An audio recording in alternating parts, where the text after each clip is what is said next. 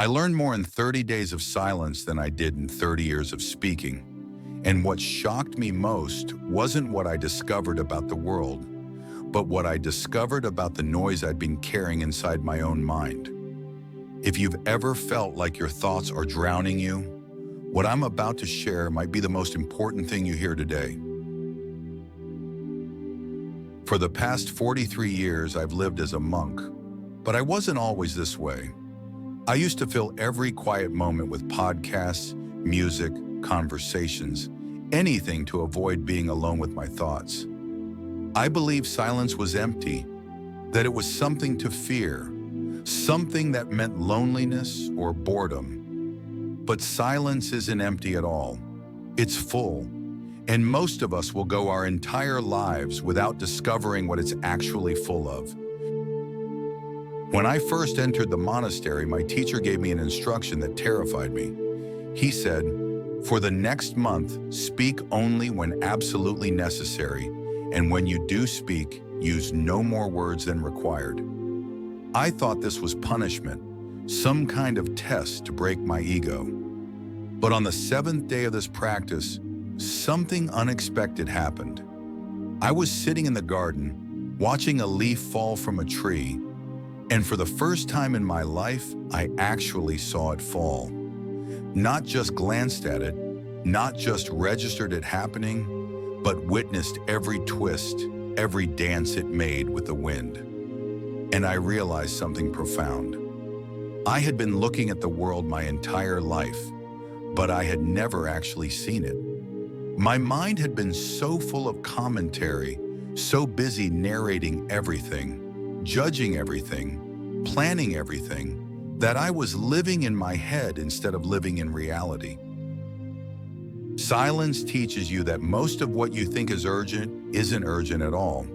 When you stop talking, you stop defending your opinions, you stop trying to be right, you stop performing for others, and in that space, something remarkable happens. You begin to hear what's actually being said, not what you're preparing to say in response. You begin to notice the subtle feelings in your body that you've been ignoring for years, the tension in your shoulders, the tightness in your chest, the exhaustion you've been pushing through.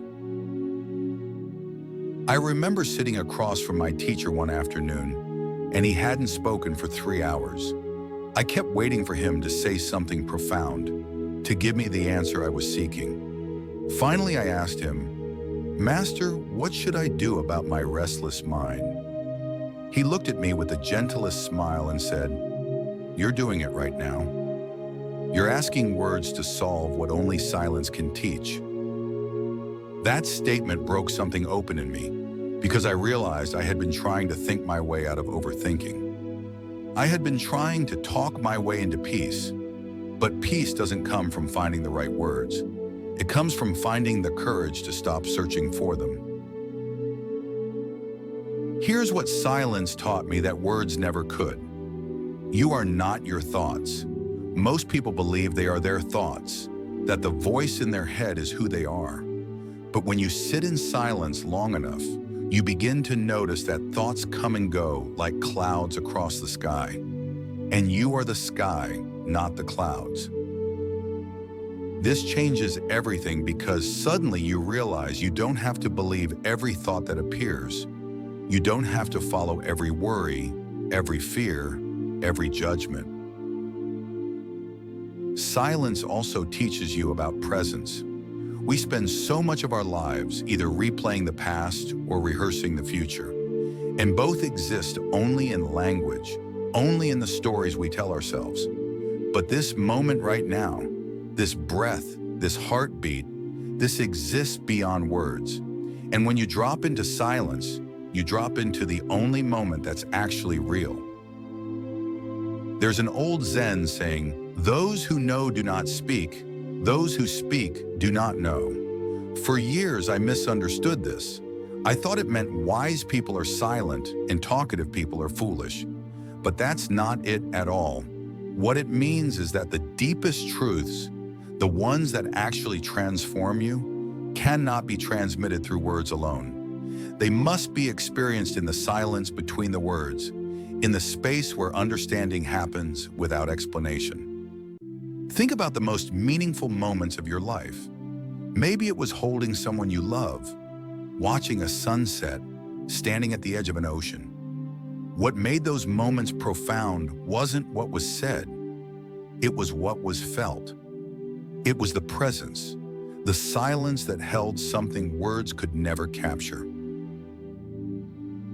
So how do you begin? You don't need to take a vow of silence or move to a monastery. Start small. Tomorrow morning, before you reach for your phone, before you turn on the news or put in your earbuds, sit in silence for just 5 minutes. Don't try to clear your mind. Don't try to achieve anything. Just sit and notice. Notice the quality of the morning light. Notice the sounds around you.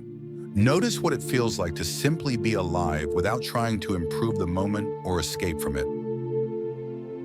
Silence isn't about being quiet. It's about being honest. When you stop filling every moment with noise, you stop running from yourself. And yes, at first, you might not like what you find there. You might find anxiety, grief, loneliness, all the things you've been covering up with constant stimulation. But if you stay with it, if you don't run, something shifts. Beneath all that noise, there's a stillness. And in that stillness, there's a wisdom that words can point to, but never fully express. The world will always be loud, but you don't have to be. If this resonated with you, take a moment right now and sit in silence for 30 seconds. No phone, no music, just you in this moment. And if you found value in this teaching, share it with someone who needs to hear it. Subscribe to Echoes of Wisdom for more reflections on living with intention, and let me know in the comments. What does silence teach you? I read every single one. May you find peace in the spaces between your words.